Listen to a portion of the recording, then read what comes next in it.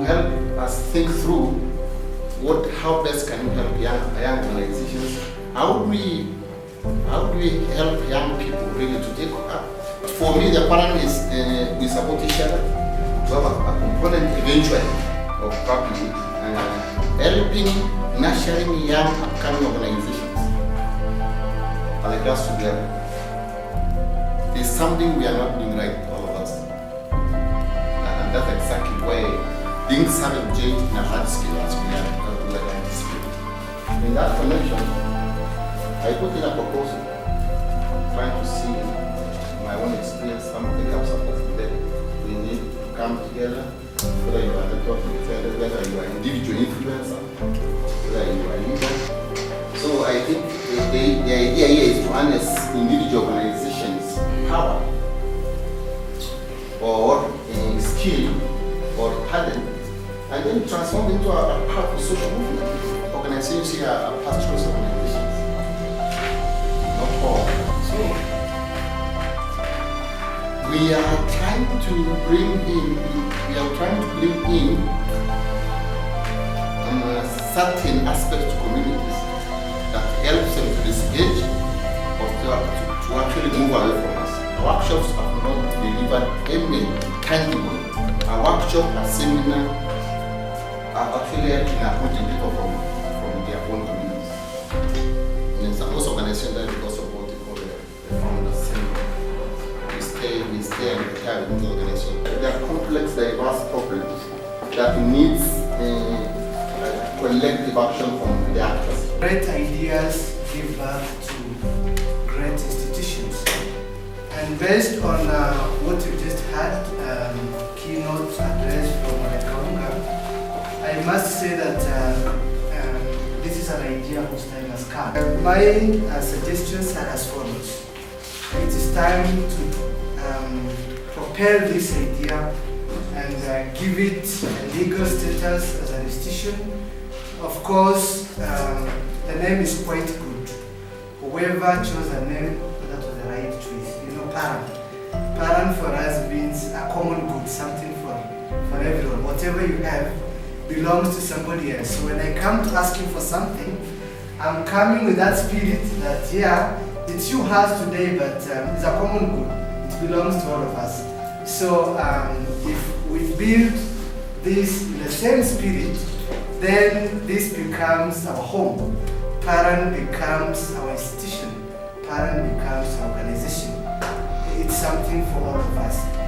And if that idea can have a legal identity, you know, let it be registered, and member organizations can sign a formal memorandum of association, subscribing to it. I think from there we can now build this house. I really appreciate this place as an ideal location, or even a hub, you know, being in proximity for Samburu, Marsabit, Isiolo, and probably even Baringo. We have indigenous communities in Baringo. So, Laikipia being a hub, I think is an ideal choice of place. And it would not have been launched in a better place than this idea inculcated to all of us in this particular place. It will be something that we will all delight in and say yes, and probably on your side you smile and say yes, it was worth sacrificing for it. And already 80% of what it entails for it to be actualized has been met. You know, it's about the vision, great vision. And number two is about human capital. Mintzberg says, you know, he's an expert in human resource. The greatest resource is the human capital, because it's through human resources that other resources can be turned into goods and services. So if we have like Kaunga, we have Daniel, we have Christy, we have all these organizations. John is here. All of us are here all the way from Marsabit to Gonicha and the rest, and the great ladies who are here. This is something that can work if you all come together.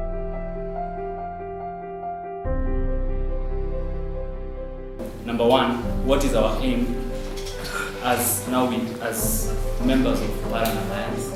Number two, what are the challenges that we've been facing at a personal level? When you talk of problems, we wanted us to talk of problems about why are we not in the network, or we wanted to know problem about pastoralism, so that I'll be able to focus my idea. If we bring in now the issue of the community land, the land inventory time elapsed in record. How many counties have inventory records now? Do pastoralists have that political power?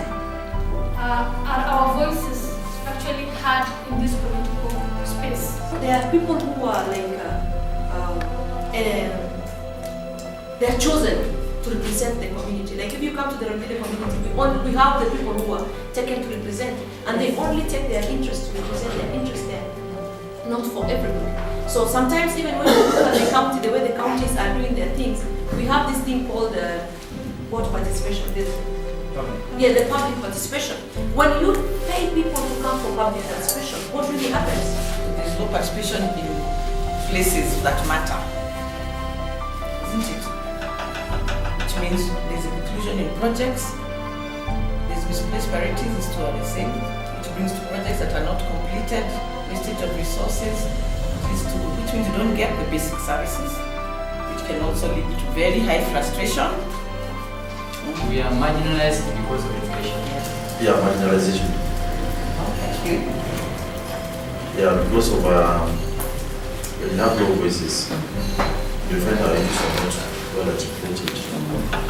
That's why you have quality infrastructure. You have 9 basic facilities. There's a lot of low voices maybe at these levels of representation. So we lack basic services. Okay. So that's what the marginalization. So we talk about health, we talk about infrastructure, we talk about water. We are always at the complete end. Pastoralist voice. Very good. So if Marsabit is a county, how can you have a low voice in Marsabit? That's your own county. I'm an officer, a veterinarian, and I've come. And you're asking me something.